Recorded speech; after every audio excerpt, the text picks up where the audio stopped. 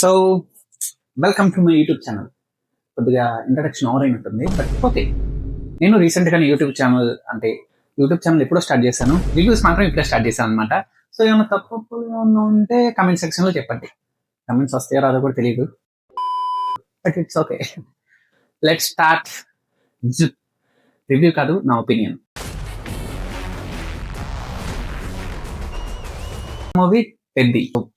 One by one detail గా ఖచ్చితంగా మాట్లాడుకుందాం.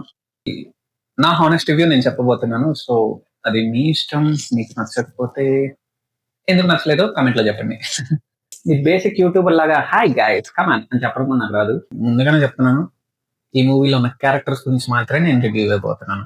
సినిమాలో ఏముందో, ఏ ఫ్లాట్ ఉందో దాని గురించి మాత్రమే డిస్కస్ చేసుకున్నాను. ఓకే, స్పాయిలర్లు అయితే అవాయిడ్ చేయడానికి ట్రై చేస్తాను. ఎందుకంటే సినిమాటిక్ ఎక్స్పీరియన్స్ అనేది ఒకటి చెప్పి అది చెడగొట్టుకోకూడదు. మీరు వెళ్ళి చూడండి, ఎక్స్పీరియన్స్ చేయండి. ఇప్పుడు రేట్లు ఎక్కువ ఉన్నాయని మీరు ఫీల్ అయితే ఒక 1 వీక్ తర్వాత వెళ్ళి ఆ మూవీని ఎక్స్పీరియన్స్ చేయండి. ఇది రేట్స్ గురించి ఎక్కువ కన్సర్న్ ఉన్న వాళ్ళు నెక్స్ట్ ఫ్రైడే వెళ్ళండి. నెక్స్ట్ ఫ్రైడేకి ఆబ్వియస్లీ రేట్స్ తగ్గుతాయి.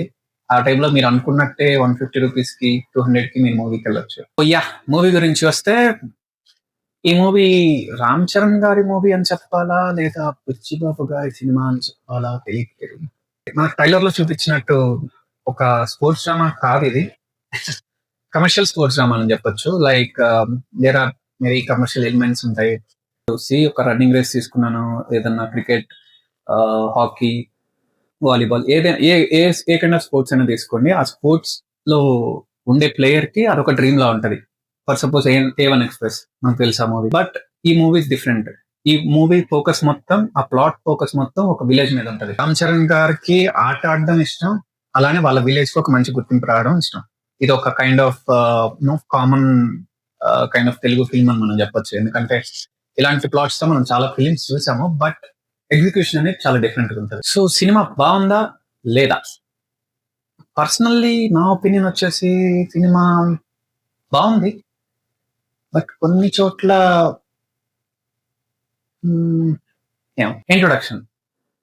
ఇంట్రొడక్షన్ ముందు పెద్ది గారి గురించి, ఆయన చేసిన థింగ్స్ గురించి ఒక చిన్న చిన్న సీన్స్ ఉంటాయి. అది మీరు సినిమాలో చూడండి, అర్థమవుతుంది. సో హీరో ఇంట్రొడక్షన్ కి వచ్చేసరికి వెల్ మేడ్, గుడ్ ఇంట్రొడక్షన్, చాలా బాగుంటది. డీసెంట్ ఇంట్రొడక్షన్ అనమాట. మంచి మాస్ ఎలివేషన్ తో, మంచి బీజియం అంతా బాగుంటది. రామ్ చరణ్ గారి ఎంట్రీకి మొత్తం థియేటర్ అంతా రచ్చ చేశారు. లైక్ ఎంట్రీ తర్వాత ఒక మంచి సీన్ ఉంటది. ఆ సీన్ తర్వాత మంచి ఇంట్రో సాంగ్ ఉంటది. ఇంట్రో సాంగ్ కూడా లైక్ బాగా చిల్లింగ్ గా, మంచి ఎనర్జెటిక్ మూవ్.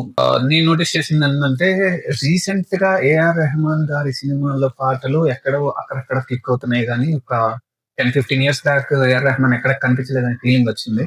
బట్ పెద్ది మూవీలో బీజిఎమ్స్ చాలా బాగా ఇచ్చారు, నా పర్సనల్ ఫీలింగ్ అనమాట. లైక్ సాంగ్స్ ఆల్రెడీ మీకు తెలుసు, ఆల్రెడీ ట్రెండింగ్ వైరల్ అయిపోయి సాంగ్స్ ఎక్కడ పడితే అక్కడ, నార్త్ ఇండియా సౌత్ ఇండియా తేడా లేకుండా. బీజిఎమ్స్ కూడా చాలా బాగా ఇచ్చాడు ఏఆర్ రెహమాన్. బట్ అలాగే స్టోరీ పరంగా వస్తే, ఇప్పుడు ఈ మధ్య కాలంలో ఏ స్టోరీ వచ్చినా కానీ మన వాళ్ళకి అంతా హై ఉండాలి. ఇంకా హీరో అడుగు పెడితే ఎలివేషన్ అయిపోవాలి, ఇంకా ట్రాక్టర్లు వేసుకోవాలి, ఏవో ఉంటాయి. కానీ ఈ ఫిలిం కి వచ్చేసరికి హైస్ ఉంటాయి, లోస్ ఉంటాయి, డిసప్పాయింట్మెంట్స్ ఉంటాయి, అన్ని ఉంటాయి. డిసప్పాయింట్మెంట్ సినిమాలో క్యారెక్టర్లే కాదు, అప్పుడప్పుడు మనం కూడా అవుతుంటాం. అది ఎందుకు నేను చెప్తాను. హీరోయిన్, చాలా మంది చెప్తున్నారు హీరోయిన్ వేస్ట్, హీరోయిన్ దండగ సినిమాకి అని చెప్పి చాలా మంది రివ్యూస్ లో అక్కడెక్కడ ఏదో చెప్తున్నారు. బట్ నో, హీరోయిన్ క్యారెక్టర్ అనేది యాక్చువల్లీ ఒక మంచి ప్లాట్ చేంజర్ అనమాట సినిమాలో. హీరోయిన్ సీన్స్ అనేవి కొద్దిగా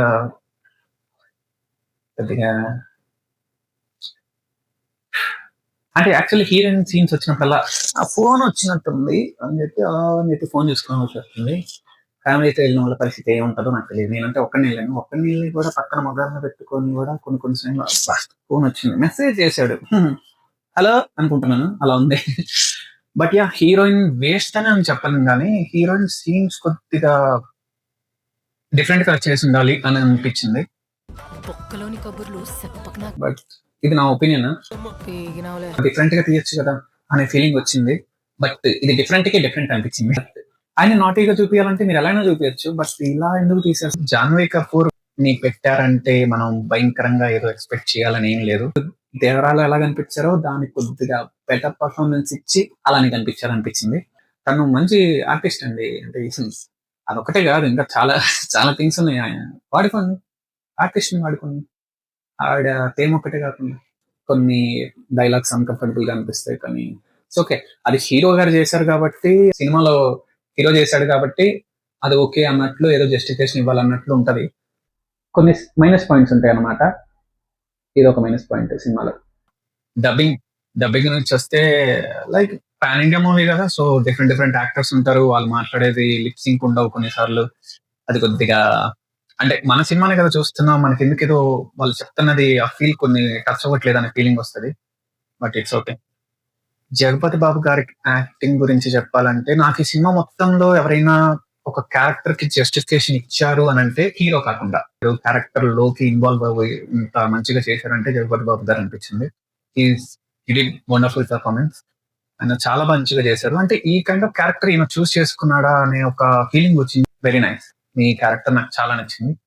ఇంటర్వెల్ వచ్చేసరికి ఇంకా కొద్దిగా మంచి హై మూమెంట్ వస్తుంది అనుకునే టైంలో ఇంటర్వెల్ పడుతుంది. ఇంకా ఆ తర్వాత నెక్స్ట్ మళ్ళీ శివరాజ్ కుమార్ గారు వస్తారు. ఆయన సీన్స్ ఉంటాయి, చాలా బాగుంటాయి. ఆ సీన్స్ అన్ని మంచిగా అనిపించింది నాకు. చాలా స్పోర్ట్స్ డ్రామాస్ లో చూసినట్టు హీరోని ఎన్ని కష్టాలు పెట్టాలో అన్ని కష్టాలు పెడతాడు. అదే ఇక్కడ జరుగుతుంది. సో యా, అది కొద్దిగా డిఫరెంట్ గా చూపించారు, బాగుంది అది. ఆ తర్వాత చాలా మంది ల్యాగ్ అంటున్నారు కానీ, బట్ పర్సనల్లీ నాకు కుస్తీ ఆ ప్లాట్, అక్కడ వచ్చే సాంగ్స్ కానీ చాలా బాగా అనిపించింది. నాకు కొద్దిగా కాన్సన్ట్రేటెడ్ గా మంచిగా తీసారు అనిపించింది. లాజికల్ మాత్రం ఆలోచించకూడదు. లాజిక్స్ అసలు ఆలోచించదు, ఎందుకంటే కమర్షియల్ డ్రామా కదా. సో కమర్షియల్ డ్రామా అన్నాక మనం లాజిక్స్, ఫైట్స్ లాజిక్స్, ఎగిరెగిరి కన్నడాలు ఇవన్నీ కొద్దిగా పక్కన పెట్టి యాక్చువల్ మూవీ మనం ఒక ప్లాట్ తో పాటు ఒక ఎమోషన్ తో పాటు చూస్తే ఆబ్వియస్లీ చాలా బాగుంటది. నువ్వు స్పోర్ట్స్ ఫోకస్డ్, స్పోర్ట్స్ స్పోర్ట్స్ లో ఇవన్నీ ఎలా సాధ్యం అని చెప్పి మీరు అనుకుంటే మీకు నచ్చకపోవచ్చు. బట్ ఫైన్, ఒక సినిమాలో చూడండి, ఎందుకు మనకి స్పోర్ట్స్ స్పోర్ట్స్ బయట హాయిగా ఎలాగో హాట్ స్టార్ లో అక్కడెక్కడ చూస్తున్నాం కదా. శివరాజ్ కుమార్ గారి క్యారెక్టర్ వచ్చినంత వరకు చాలా మంచిగా అనిపించింది సినిమా. ఆయన ఉన్నంత వరకు కొద్దిగా అక్కడక్కడ హై మూమెంట్స్, లో మూమెంట్స్ ఉంటాయి. బట్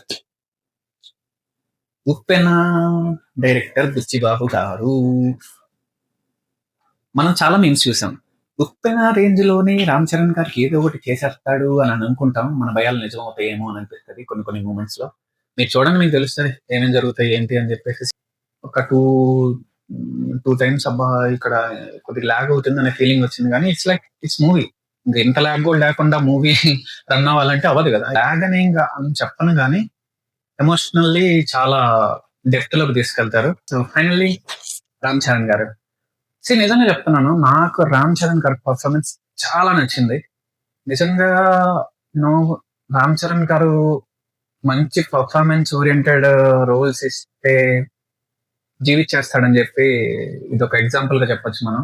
స్టోరీ బాలేక, పర్ఫార్మెన్స్ బాలేక సినిమాలు కొన్ని ఉంటాయి, కానీ స్టోరీ అటు ఇటుగా ఉన్నా కానీ పర్ఫార్మెన్స్ వైజ్ 100% పెట్టేసిన సినిమాలు కొన్ని ఉంటాయి. ఇది అందులో ఒకటి రామ్ చరణ్ గారి కెరీర్ లో.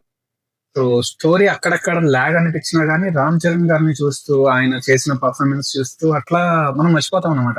సో ఇక్కడ అదే లో అవుతుంది ఫీలింగ్ అట్లా ఉండదు. సో ఆయన చూస్తుంటాం కాబట్టి ఓకే, ఆ పర్ఫార్మెన్స్ వల్ల మనం తెలియకుండానే టైం అయిపోతుంది మనకి. సో అంత బాగా చేశాను అనమాట రామ్ చరణ్ గారు. ఆయన చూస్తాను, ఇంకెవరు కనిపించరు కూడా మనకి. అంత అంత బాగా చేస్తాడనమాట. స్టోరీ లేదని నేను అనట్లేదు, స్టోరీ అసలు లేదని నేను అనట్లేదు. స్టోరీ కొద్దిగా కామన్ గా నడుస్తుంది, ఎగ్జిక్యూషన్ బాగుంది. ఆ ఫస్ట్ సాంగ్ బాగుంటది, చిక్రీ సాంగ్ ఆల్రెడీ అందరికి తెలుసు. నార్త్ ఇండియా నుంచి సౌత్ ఇండియా దాకా మొత్తం వైరల్ అయిపోయిన సాంగ్ అది.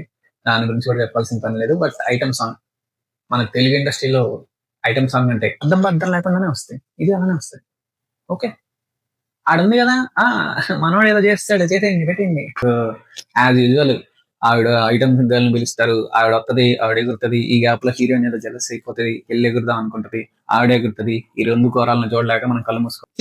సినిమా అన్నాక 100 మంది చూస్తారు, 100 మందికి ఒకటే ఒపీనియన్ కలగాలని లేదు. నాది ఒక ఒపీనియన్, నాతో పాటు అగ్రి వాళ్ళు ఓకే అనండి, కాదన్న వాళ్ళు కమెంట్ సెక్షన్ లో చంపేయండి. So high budget Ram Charan గారిని బట్టి తీస్తున్నారు కదా, గ్రాండెడ్ గా చేద్దాము అనే టైప్ లో అక్కడక్కడ సబ్ ప్లాట్స్ అలా చేసినట్టు ఉంటది. That's all folks. నెక్స్ట్ ఏ సినిమా రివ్యూ చేయాలో చెప్పండి. అంటే మీరు చెప్పద్దులే, నేనే చేస్తాను. నెక్స్ట్ ఏ సినిమా రిలీజ్ అయితే అది ఆ సినిమా రివ్యూతో మళ్ళీ మీ ముందుకు వస్తాను. రివ్యూ కాదు, ఒపీనియన్. సారీ. Bye bye. దరిద్రంగా ఉంది.